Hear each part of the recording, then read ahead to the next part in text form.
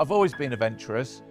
Yeah, ever since being in the army, I've always got a buzz. I think it was the more tours, operational tours that you do, that buzz, that excitement, that adrenaline you get from fear and not knowing what's going to happen. The closest you can come to that when you're not away on tour is to do challenges and to do adventurous things. You know, ever since I became more reliant on my chair and I was filming accessible activities that I could get involved in, they were all right, but it wasn't adrenaline pumping. It wasn't enough. It just wasn't enough. And when I looked around, there was nothing else out there that I could find. There was no accessible adventuring, and there was no equipment for me to actually be able to do it on.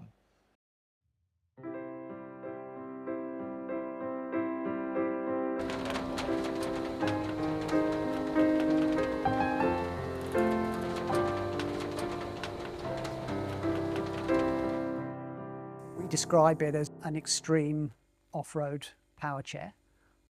Nick came to us with the task of climbing Snowdon, so this chair has been designed solely with that intent. It's been adapted to meet the limitations he has with his mobility. So we did a lot of mocking up of Nick. He has spinal issues which cause him a lot of pain, so we had to make sure that the seat back angle was going to be comfortable because he has to sit in it for hours at a time. There's high spinning motors enabling it to climb up the mountain, get over that rough terrain. It's got high levels of suspension articulation, so it smooths out all the bumps. So we've designed the vehicle specifically with that in mind, for him to be able to drive it up a mountain. But what that does is highlights exactly what is possible with these levels of engineering and technology put into a product.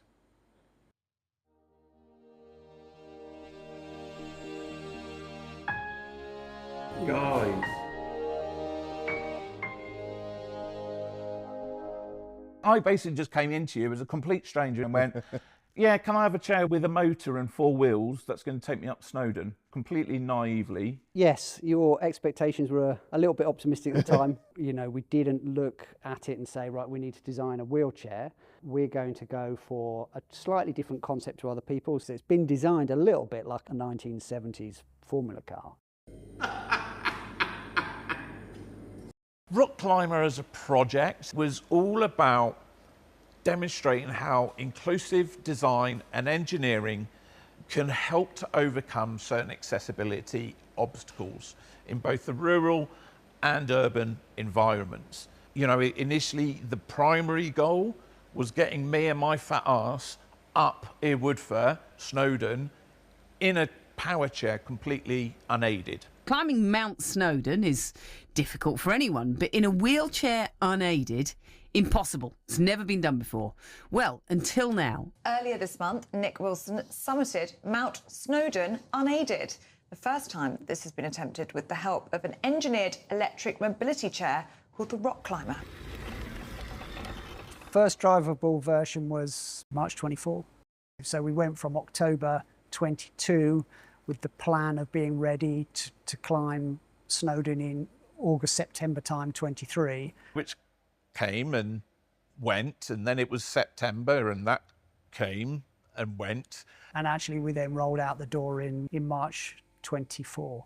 It was 95% ready at that point. We went to the Mount in Toaster, and we did loads of kind of small divots and holes, and I think we all just got caught up in it. And I was like, I'm going to do it. And I looked at Elliot and the guys and said, yeah, go for it. And I went straight up the side of the mount. And it was amazing. It was, I mean, freeing. You'll hear me say freedom a lot, because that is what it feels like. When you're in a chair, be that power chair or wheelchair, or a mobility scooter, and you're so reliant on drop curbs all the time, and to then be able to get into a chair that takes you up the side of a massive steep hill and just rides over curbs, just insane, the rush and the feeling of joy that you get.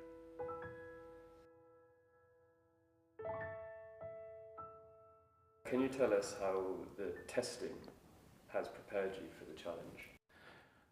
It's really difficult to prepare for going up a mountain when you live in Northamptonshire. It doesn't exactly have massive hills around. So we've done man-made obstacles like going up a half-metre high pile of pallets. And we've been to Northampton Bike Park to test off-road capabilities. We've done length testing. We've gone for about 4 hours around the town annoying everyone. We've done the best that we can, but the fact is this is a prototype chair. There's nothing like it in the world. 90% of the parts didn't exist before Rock Engineering fabricated them. So they haven't been used in the way that we're going to use them, in the environment we're going to use them. So there's a lot of unknowns. The only way we can be prepared is to go up Snowdon.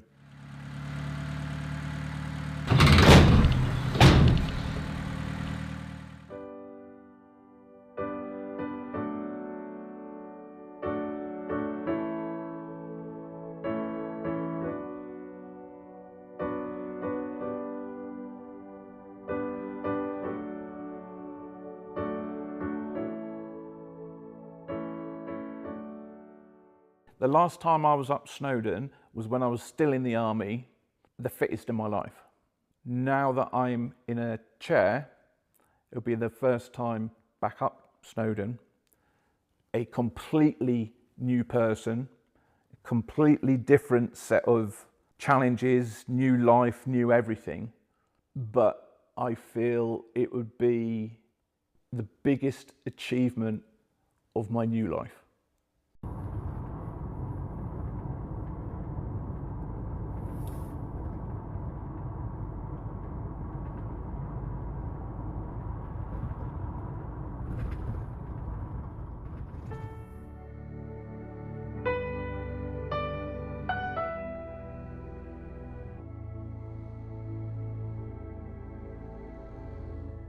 How was everyone feeling on that morning?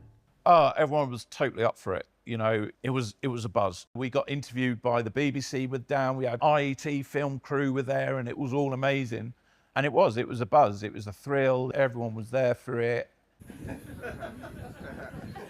If you don't have the right support network, the right individuals who not are just supportive, but who have very similar values, beliefs. If you don't have people that you really are aligned with, it can be quite hard work. I'm ready for you. I've become so close to Andrew and Elliot. They've become good friends from this.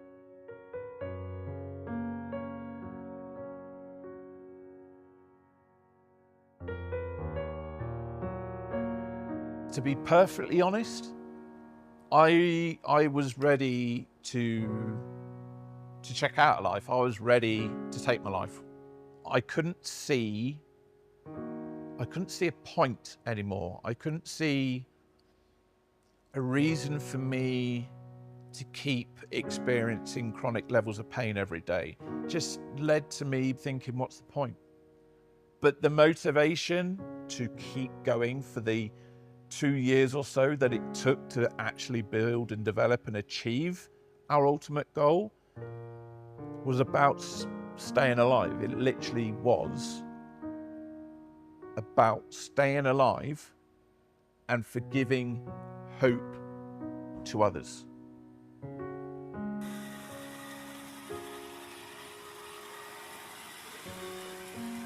How excited were you after 2 years of development and testing, finally at the chair on the mountain?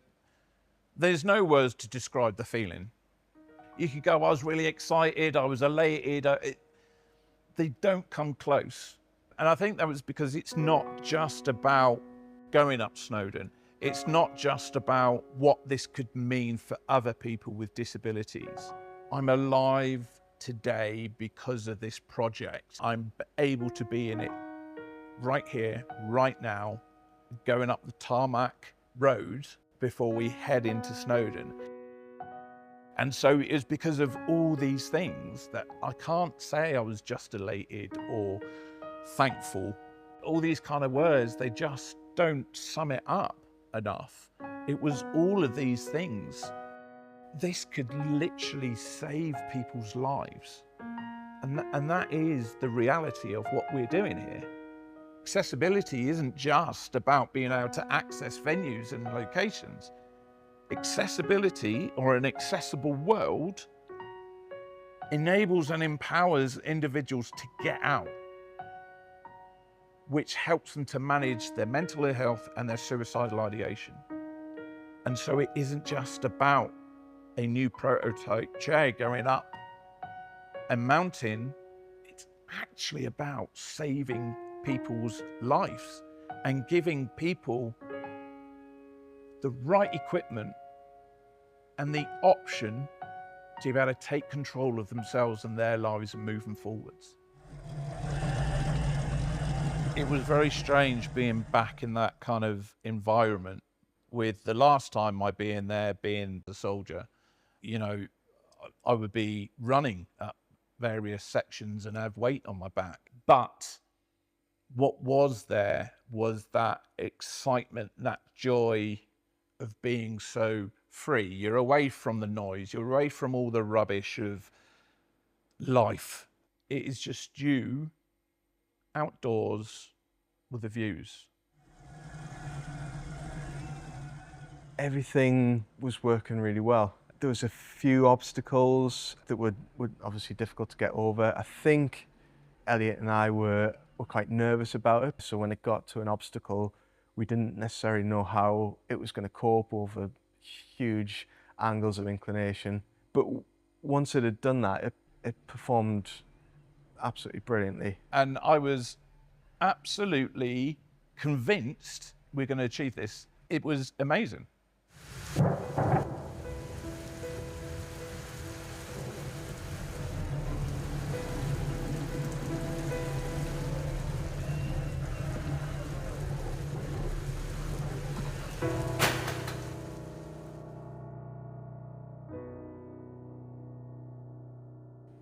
It was pretty gutting, to be honest, and it wasn't something that we were particularly nervous about beforehand. The terrain could start putting in loads into the system that we wouldn't have expected to see. So particularly in the wet, as you would drop and slide over obstacles, one wheel would want to go one way and the other wheel would want to go the other way. It was disappointing, but everybody rallied together, so we travelled back, made some new steering components, everybody stayed back late, everybody just gave 150% to get it to a stage where we could go again. So rebuilt the steering, tested it, drove back to Wales and had a go the next day.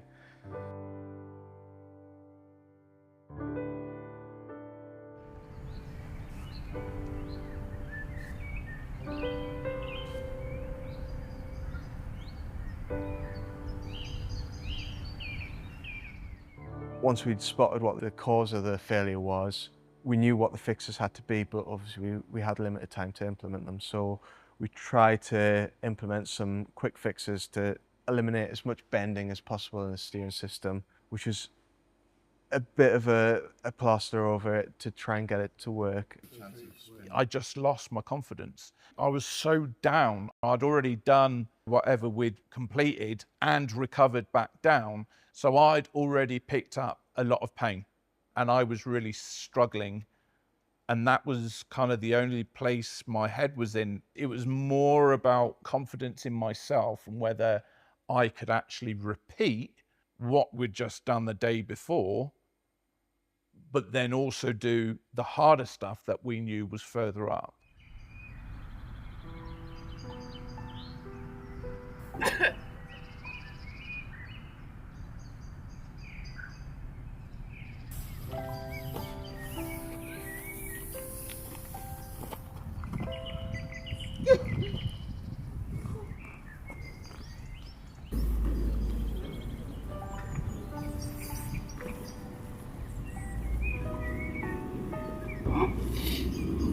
It's pretty bad pain today, and the emotion's quite high. But you gotta keep going, so, and that's what we're gonna do.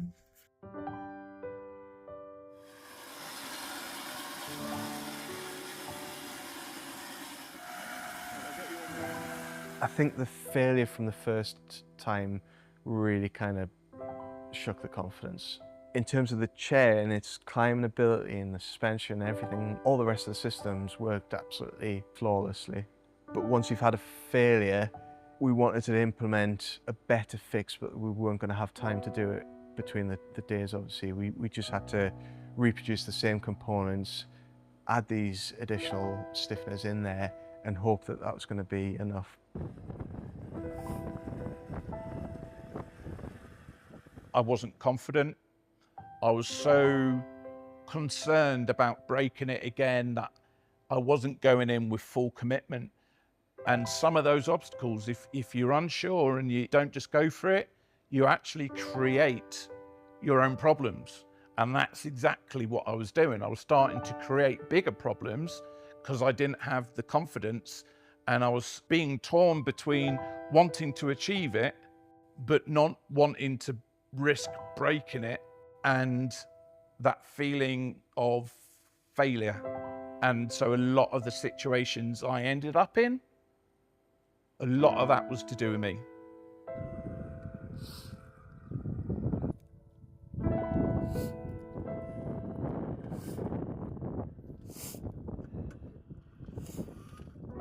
The climb physically wasn't too bad. You know, it's certainly, as you get older, it certainly gets harder. It was mentally was the issue, a different level of stress. So you want to succeed. You don't want to let people down. You have in your mind the safety aspect all the time. So you're trying to make sure that everybody is safe and Nick is safe. So all of those aspects kind of put aside how you're feeling and physically. It was only once we'd finished the second walk, we got back home, did you realise how tired you were. But it was exhaustion from the mental stress more than the physical stress. Although, don't get me wrong, it's trying to keep up with Nick up a 30-degree slope at 4 miles an hour. You're pushing pretty hard, so you were sweating pretty hard, which is not good. There you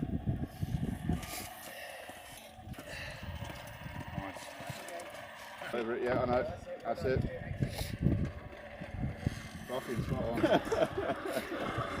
What a mate. Yeah. We got past the point where it broke in the first event, and we were like, have we got past that?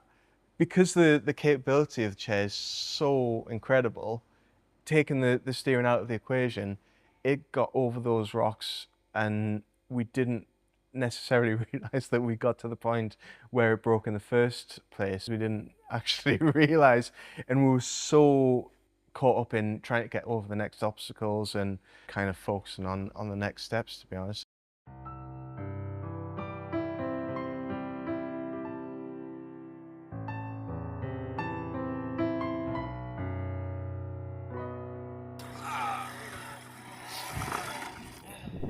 Nick, what would completing this challenge mean to you? I won't feel as much of a failure. Yeah, that's the thing where I'm at. I feel I'm failing as a friend, I'm failing as a son, I'm failing as a disability advocate. So I think to be able to do this, I won't feel as much of a failure.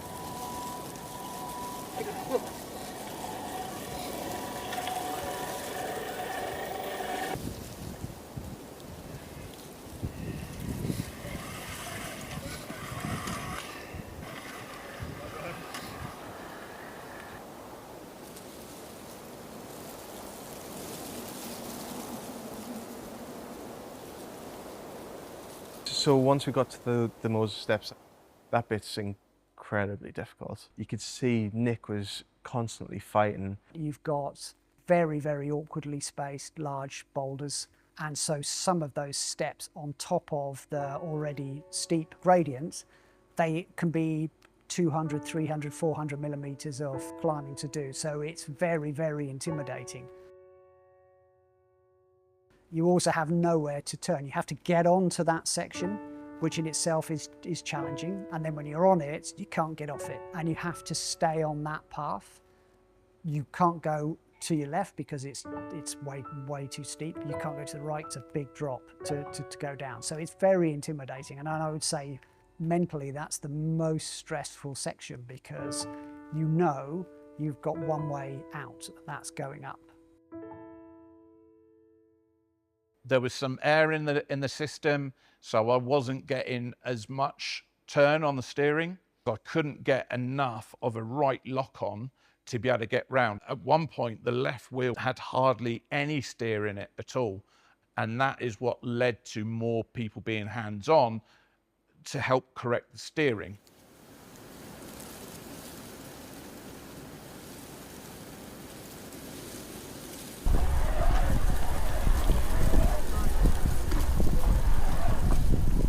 We hadn't tackled the Mosa steps, so we didn't know how much inclination the chair was going to go up. So obviously safety is paramount throughout this, so we wanted to be there as a backup in case it tipped back or tipped to the side. So yeah, we were a bit more hands-on, but to be honest, it was completely unnecessary.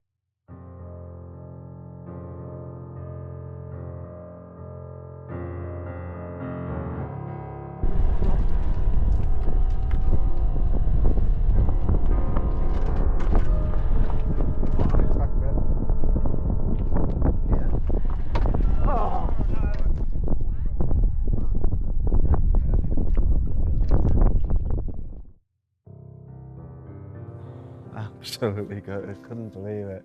I mean, like I say, it was always in the back of your head. Once the steering's failed the first time, you constantly got that fear.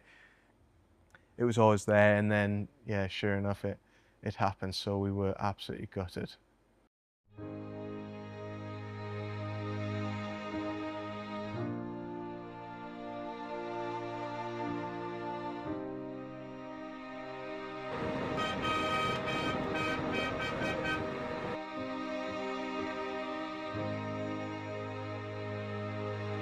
Frustratingly, we got to the top of the most difficult part, and then we had another issue literally 10 feet from the end, and I wanted to go on, but the team, they've got safety reasons that we can't avoid, and for us to go on, they would have to help me control it, and this is more about being unaided, and so with integrity and doing the right thing the right way, we're told we can't go on.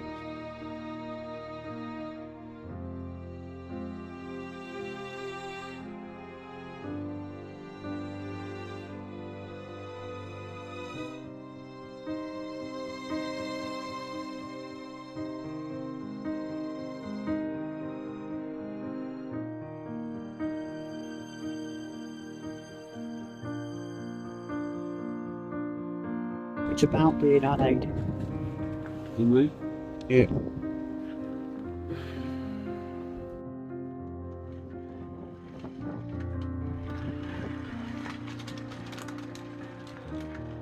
Oh, I tell you, when that steering snapped,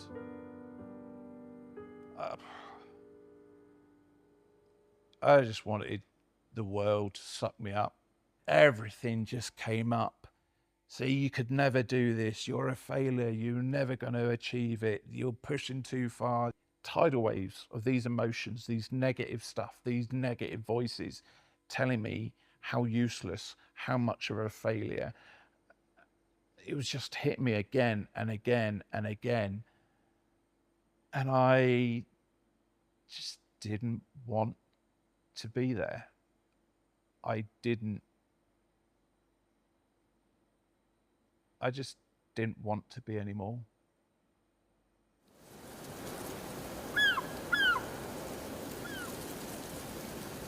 It was safer for us to find a different route down than just turning around and going straight down with only one steering wheel. So we spoke with the guys at the railway and asked them if we could hop onto the train track for a period of time to clear that section.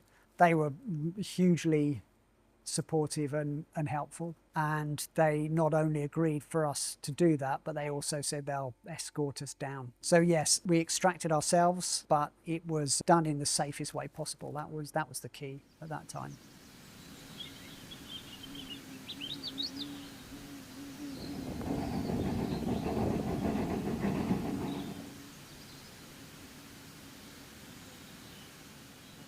If it was anyone else who was there with me, I could have spun out massively. But because of these core group of people who I trust, that helped me.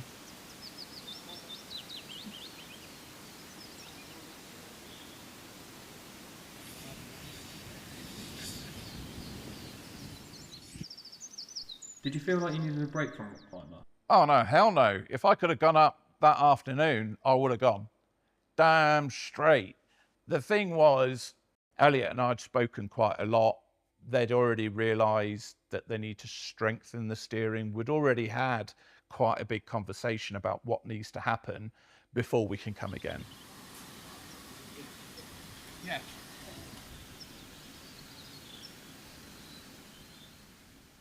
The only apparent weakness was the steering. So it was a huge frustration, but you know, for a vehicle that has been designed from the ground up in a relatively short period of time, no, we were really, really happy, but it's a massively mixed emotion. We were absolutely determined, so we needed to assess relatively quickly what level of changes do we need to make sure that we're going to get up next time.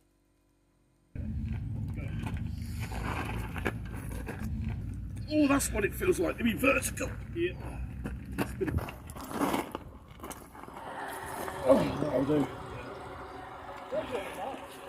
Oh yeah. Something wrong with the steering. Yeah.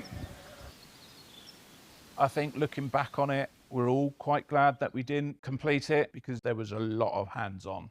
I mean, that was the whole reason why on day 2 we didn't push on. And so I never really thought that we would complete it. There was a part of me initially when we snapped the steering and we managed still to self-recover past that point up to the bridge. I was like, I'm sure we can get there. I still want to push on. I mean, that was my emotions taken over. And Elliot was like, it's all about doing this unaided. And with a snap steering, there's going to be a lot of hands-on to keep that wheel going in the right direction. And that totally isn't what it was about.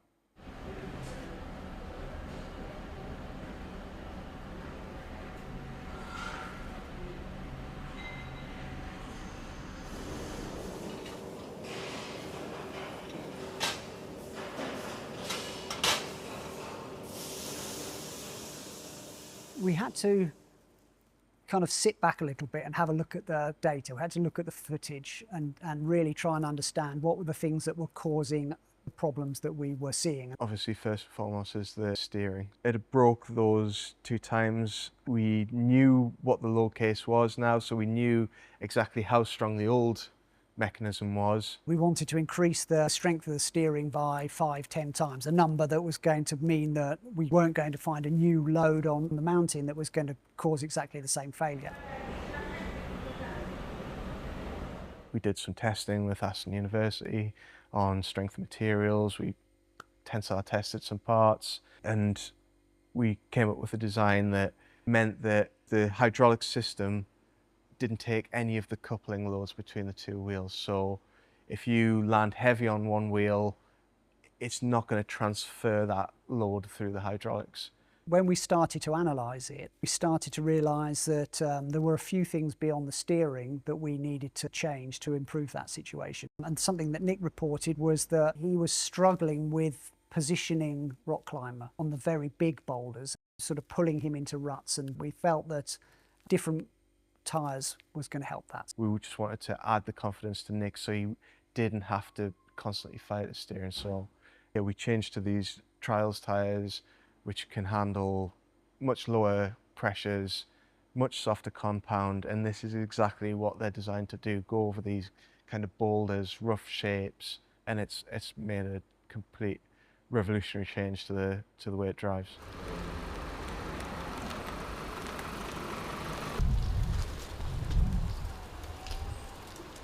Morning.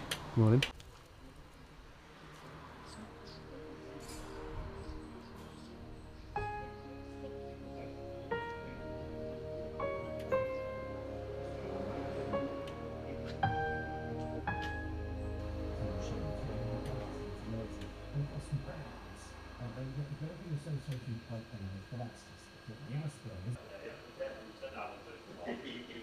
Looks stumpier.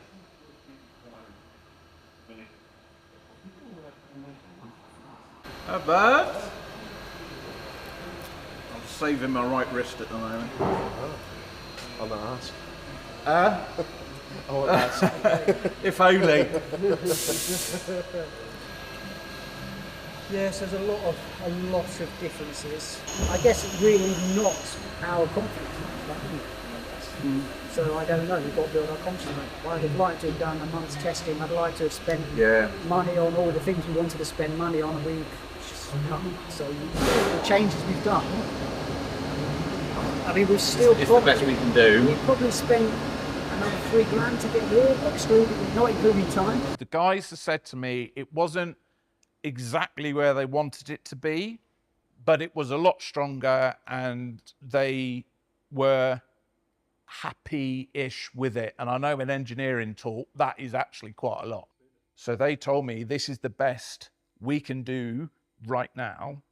And for me, that's good enough.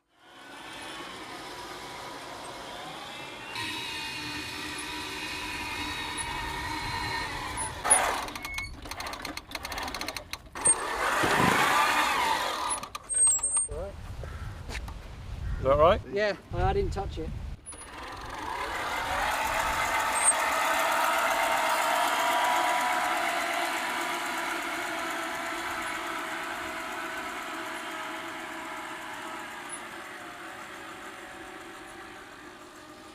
Yeah, it was absolutely fine.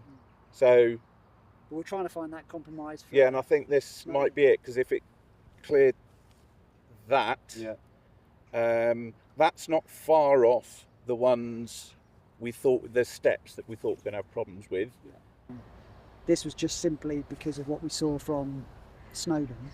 We need to try and have a bit more stability, just so that we feel as though we can be hands off. Yeah. It's not for you, it's for us. Yeah.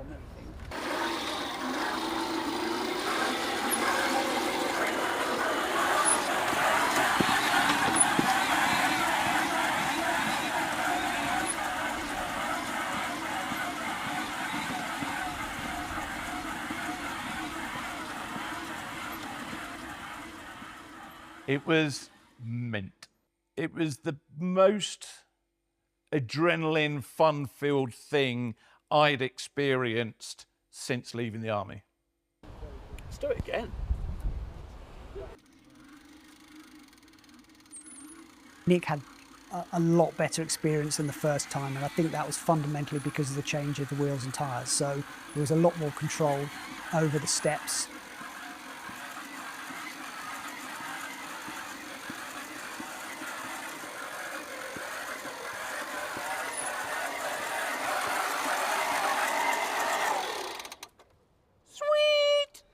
And that is what I get from rock climbing when we're out and about. Feeling like a big kid with a big cheesy grin is on my face, I think, in every video and picture of me, apart from when I'm nearly toppling out of it. That's not quite cheesy grins. Are you going to try and go down? I think you should give it a go. Oh, thanks, yeah. Fine.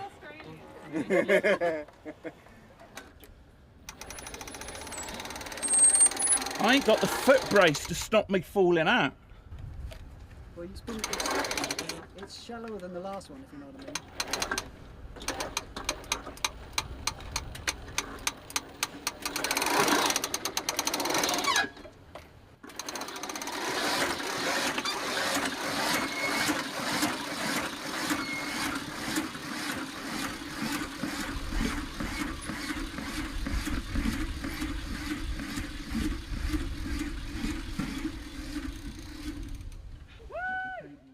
yeah, it's the closest thing to the adrenaline feeling you get in the army. We never went down those steps in version 1, and we've just done it in a straight line safely. I mean, that confidence-wise, that's got to help you. It's helped me. Yeah, Knowing that it's doing that. It's definitely way better, isn't it? Yeah. From that point. This chair is going to get us to the top.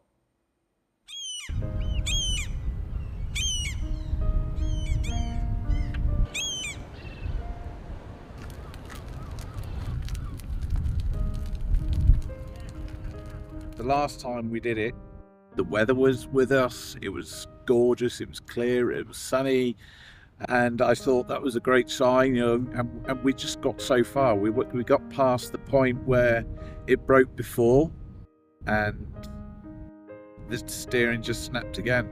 20 odd meters short to completing the final part of the obstacle, and it literally felt like everything just fell apart. It was soul destroying.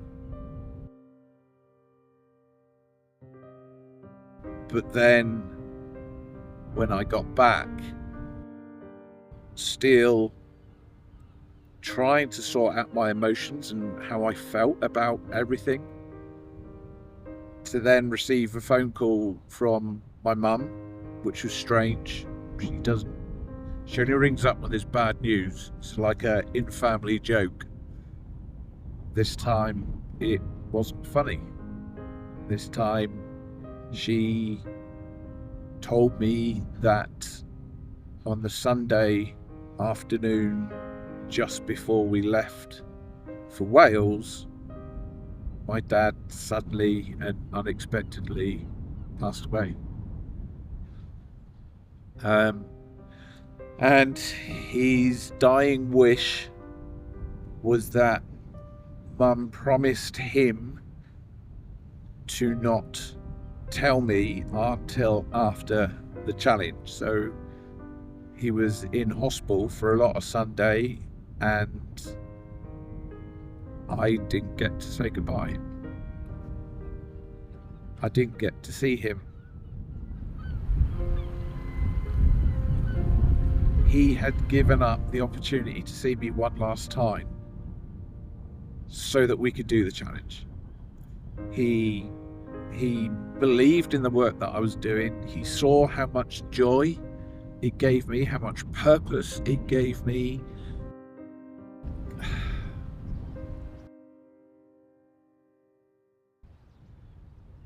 It was then Father's Day.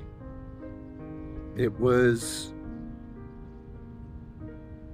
2 weeks since he'd passed, and I now didn't have my dad, and I couldn't celebrate my father,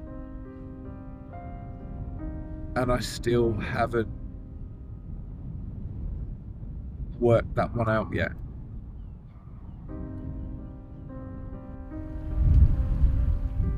This for me is, we've got to do it for my dad. It has to be done in his memory. I don't want the legacy of my dad being a failed challenge. You know, whilst my dad and we had a very complicated relationship throughout the years, but his last act was to sacrifice everything he wanted for me, and that's a dad, right?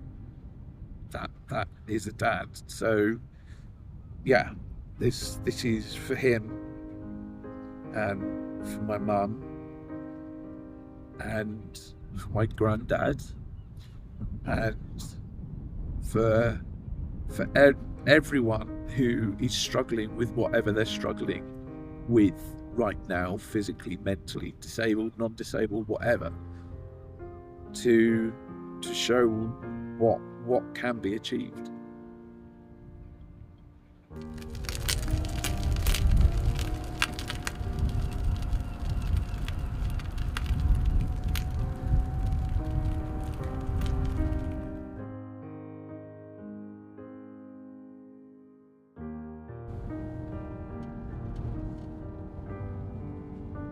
So Nick, we're back at it again. Are you excited to do the next attempt? I don't know. Nervous. I don't know about excited just yet. We can't catch a break with the weather. It's beginning of July and it's just been pissing it down. So yeah, there's a lot of range of emotions at the moment. Things about my dad and trying not to put so much pressure on me on having to do it today. But I really don't want to have to come up here a third time. I really want to do this, get it done for the guys at Rock Engineering, you know, so we can take this forward. With all the new upgrades, are you fairly confident in the chair? In the chair, absolutely. Yeah, I'm absolutely confident in the chair. I'm feeling quite confident in myself. It's just the weather, isn't it? It's just that stuff that we can't have any control over.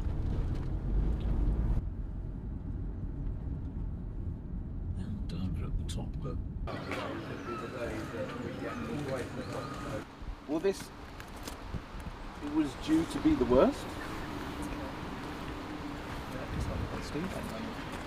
Cloud covered shit.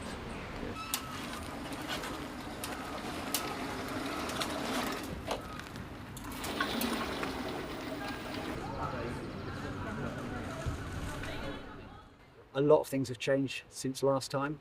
The primary focus obviously was on trying to improve the steering. Really, there's been a lot of detailed changes to the steering. What we've tried to do is firstly reduce the load that goes into the steering, and then secondly increase the strength of the steering system itself. Probably the most visible one is the wheels and tyres. The previous incarnation of this had motocross tyres, and we've switched to a more trials-based tyre. There's less chance of slip. Nick's not fighting as much. The shock impacts into the chair are a lot less. So altogether, Nick's ability to control and his inputs that he needs into the steering are a lot less, and the weight is a lot less. So hopefully that's a big improvement. What we've seen so far, the stability and its straight line tracking was a lot better than the previous incarnation of tyres. So we've put an inclinometer on there just for ourselves. Obviously this is an unassisted climb in the sense that we don't want to be hands-on with Nick. We want him to be able to drive all the way up by himself. Last time we were very quick to jump in when we probably didn't need to jump in and help him. So we've put an inclinometer on there so we can visibly see when we're getting to angles that we might need to worry. Other big change is rear disc brakes. So we've now gone for four-wheel disc as opposed to two-wheel disc. One thing we haven't really done is descending. Nick's done a few trials on the big steps that we've got in Toaster to descend, and the four-wheel disc brakes should help a lot on that as well. Put pressure on the wrist. Yeah, just me. Were you confident in the upgraded chair? Yes and no. We were a lot more confident because of the testing that we'd done on the stairs. And we achieved an improvement in strength of about 4 to 5 times, but we wanted something more like 5 to 10 times. So there was a niggle in my mind that we were going back with a steering system that was better, should be okay, but could we achieve a load that's maybe 4 times higher? I didn't know. So there was confidence, but part of me also was concerned. We're doing it. We're doing it. I'm feeling good. The weather's going to be what the weather is. But yeah, today's the day we're going to get it done. Can you explain what immediately happened after you set off? Well, basically the right front gearbox just totally gave way and it making this grinding horrible noise, and we hadn't even got off the tarmac road onto the gravel to go up yet, and it was like my heart just sank. I was like, no, you're taking the piss. This can't happen again. You know, the guy stopped, they had a look at it, and I'm like, I want to go until I literally can't go anymore. And that was, the guy was like, yeah, let's just go.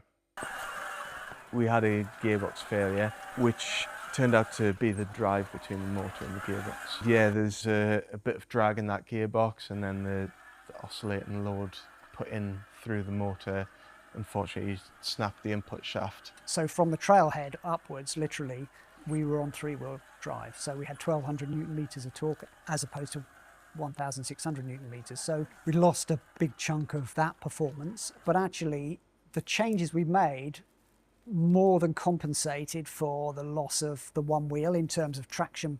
The tyres were a huge improvement.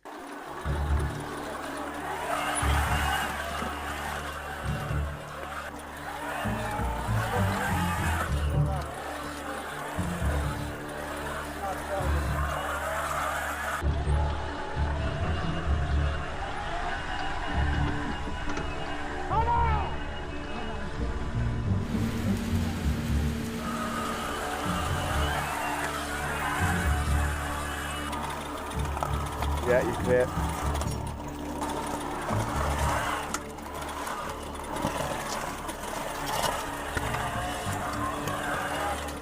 Well done.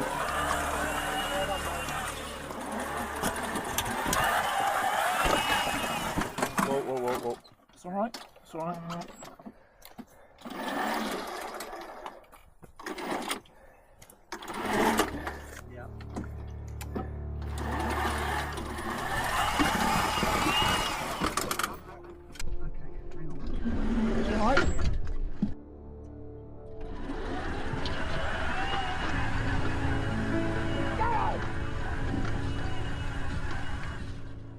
That didn't scare me, that didn't worry me. I actually felt quite in control there. And that just gave me the confidence. As soon as I'd done that and I still managed to get up there, I was like, we're getting to the top. We are getting to the top. And so we felt confident enough to go up through Alp Moses.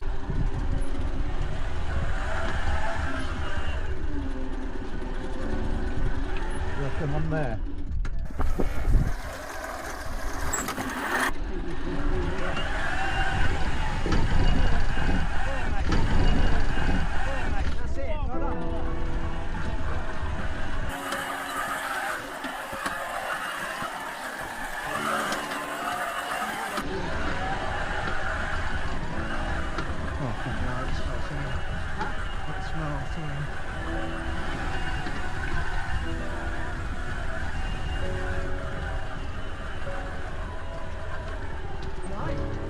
Yeah, just take the easy view.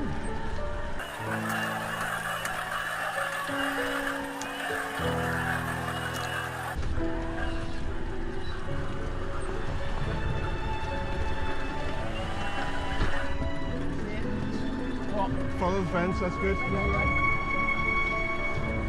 That's right.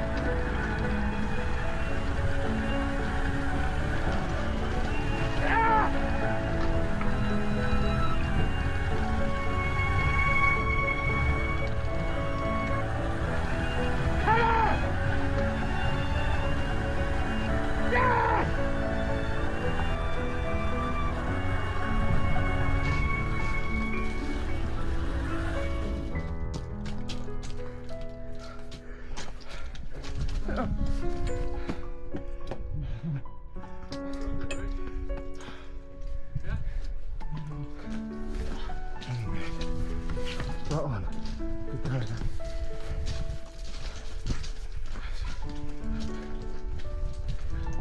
Well done there.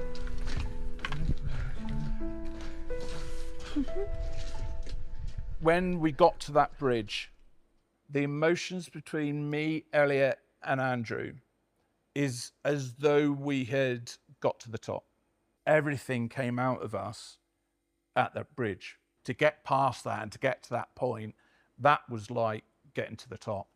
And yeah, that was everything.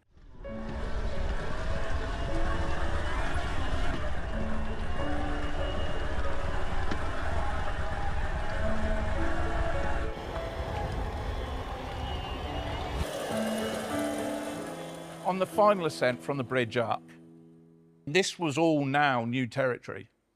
So the ground is really steep, but it's very loose. And when you've got 3-wheel drive, RockClimber starts to pull. Basically, it's pulling Nick off the side of the mountain. It wasn't a sheer drop, but if it pushed me too far onto the grass and you had rocky outcrops, I'd be stuck. And so there was a few times where we were getting close to the edge and we had to kind of stop, roll back, realign ourselves and carry on. That almost took us out, and which is nuts when you think about all the obstacles, the boulders that I've gone over that, you know, and nearly been flipped out and thrown out the chair, and yet we've still gone up it for some deep pebbles to nearly finish us. The anxiety was massive for that part.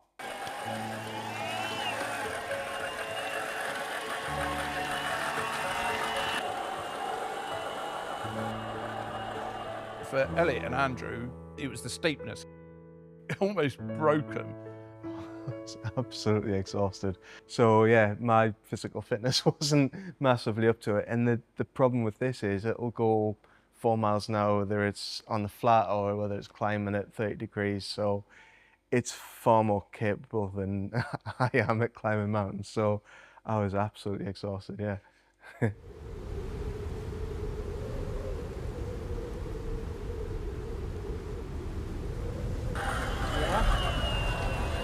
See the route? Yeah. That's a good route. That's a good route. Well, the fog coming in didn't overly concern me, and we didn't lose visibility at any point, but there is a bit of anxiety kind of going, if this comes in anymore, if we literally lose visibility, we can't safely go on. But by this point, I was just grateful for each meter, you know, because we hadn't done it before. So now it was all about getting as high as we could.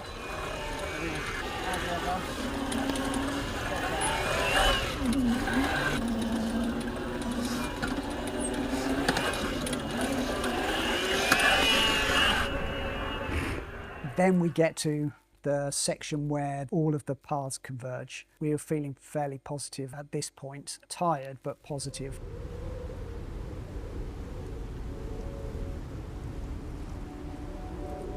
We reached that point and then we saw that the track was narrowing. We looked on Google Maps and we'd wrecked it before, so we knew that this section was going to be difficult. So Elliot and I walked ahead and scouted the track. That there, that's the summit, just there. So there's a pinch point further up and it's too narrow. We've lost a gearbox and a motor on the right wheel, so there's no grip on the right front. This is where we were last time. Really want to do it for my dad.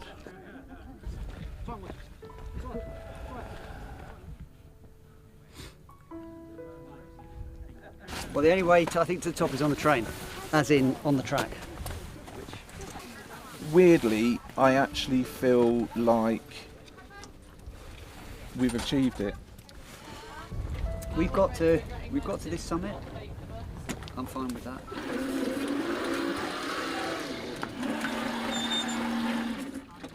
We are here, and the reality is there's a pinch point and we are too wide. So we can't, literally can't go any further because we're just too wide for it. We've lost a motor, so we've lost a lot of grip and traction, because the steps up there are really steep. So it's just too dangerous. It's just too dangerous. I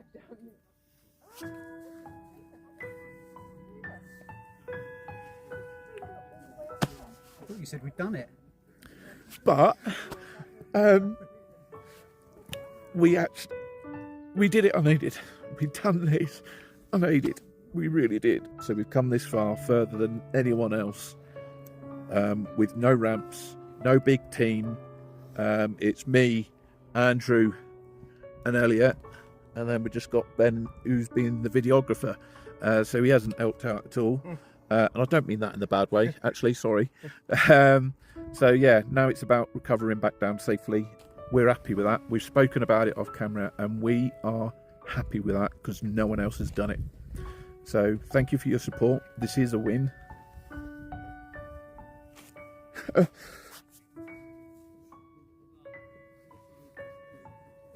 He says crying. I'm just tired and on drugs. So we'll catch you later, all right? Thank you. Cheers. And so, you know, we all made a call that we feel as though we've achieved what we set out to achieve. And we turned around at that point.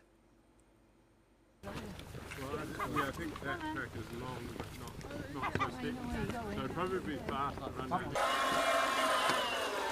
Have you messaged him on WhatsApp?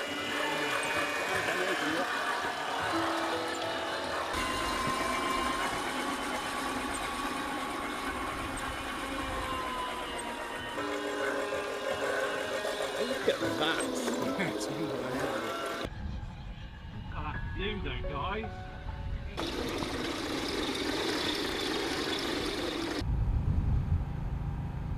This was proof of concept, which is totally tick that box. I think, I was going to say the scariest moment, but there are many scary moments. I mean, obviously I can't see it, so I don't know what it probably looked like going up some of them. I mean, at one point I literally thought it was going to flip me over. Yeah, I thought it was. You were sliding sideways across the slope up there. That was one of the other ones. What are you doing? And Yeah. you're like, nothing. It's just. I could hear him shouting again. Why have you gone down there? It's not me. But it was the. It just wasn't moving, so... Why aren't you spinning this wheel? Yeah. Sorry, hang on. I pushed it more today. I think I was so determined to do it, I wasn't going to get stopped. I think by the time we'd made it back to that point, it was starting to sink in just what we had achieved, and it was a really nice time to be able to reflect on how good that attempt was and how happy we all felt. Hello? Bloody hell, that was quick, Mother. Tell me. We did reach much further than what we achieved last time. So, yeah. We're happy. Oh, I'm thrilled for you. I'm thrilled for you all. Give them a really big hug and a kiss for me. Hiya. Well done. Thank you. Well done. Fantastic. Absolutely amazing. Well done, lads. Thanks a lot. Thank you. Oh, I'm just so thrilled for you, Nick. So thrilled. Congratulations. Get all emotional again. Don't cry because you'll set me off.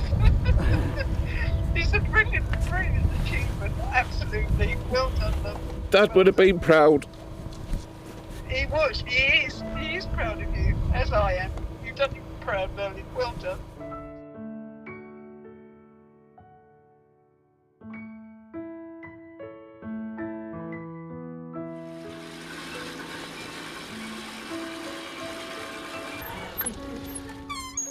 It wasn't the ending I foresaw, but we still achieved the highest accessible point. We got higher than anyone else has got unaided, without any support, and we showed that inclusive design and the right equipment can overcome accessibility obstacles. Everything ticked. So I stand by our decision, and it is still an incredible achievement.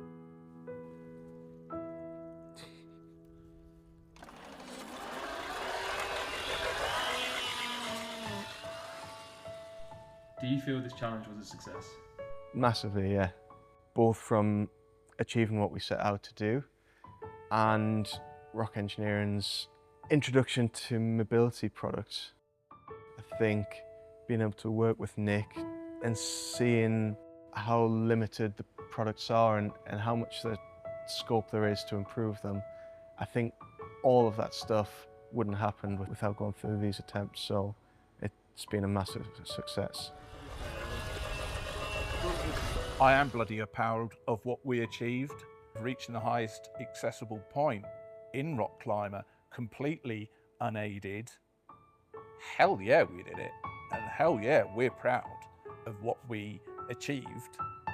And the journey's only just begun.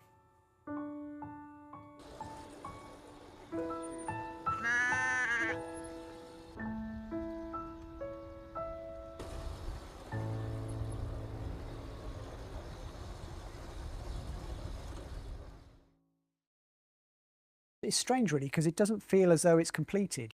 The objective for me was to kind of highlight to people that there is a different solution to accessibility. So it was almost as though this should have been the start of what we're trying to do. Now should be the time that we can show people what is possible and, you know, start to make a difference, because ultimately that was the idea, as how can we make a difference? This is all about accessibility at the end of the day, and we want to make the outdoors more accessible for everyone, everywhere. And ultimately, this is a big machine, but the guys are working on a daily one. And, you know, you just got to get out there and have some fun in life, don't you? So we've been designing a completely new chair. We've spent a few days with other wheelchair users, and the one thing that everybody said is that they want a single solution wheelchair that will allow them to have access inside and outside. You know, that's the fundamental thing. So learning from RockClimber, still using the same techniques that got this chair to where it did on Snowdon, and applying them to a more everyday chair. So it should be the machine that people could take down to the shops and could go down to the park and go off-road and not get stuck, but then similarly drive it back home and through the front door and turn around on the spot and watch TV. And that's absolutely the direction that we want to travel in. We want to produce more mobility products using the learning that we've got so far.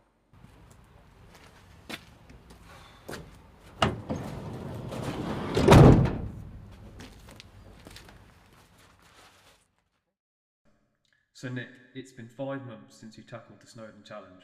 What have you been up to since? I think it's more a point of what haven't we been up to. So we got involved with the men's Tour of Britain cycling. We were invited to the British GT Championships at Donington, where we were on the grid, and I got to pull Janetta's brand new race car around the paddock at Donington in front of thousands of people. The BBC live streamed me going up the steps at Media City, which was totally nuts, and they shared our story, and I'm so happy for Rock that they finally got that recognition and exposure from that. And then final thing, I went to Kendal Mountain Festival, introducing outdoor activity places to RockClimber, and yeah, the overall goal of making the outdoors and adventuring more accessible for all. Nick, what's next for RockClimber? Well, funny you asked that, Ben. I've got massive plans for this, one of which is involving the biggest challenge of my life. It's going somewhere hot, and we're going to be using solar energy, but that's all I'm going to say for now. But I want to continue showing how, with the right equipment, we can make the outdoors and adventuring more accessible for all. It is possible to be able to go further and to do more. There's a big world out there, and I intend to see as much of it as possible on RockClimber.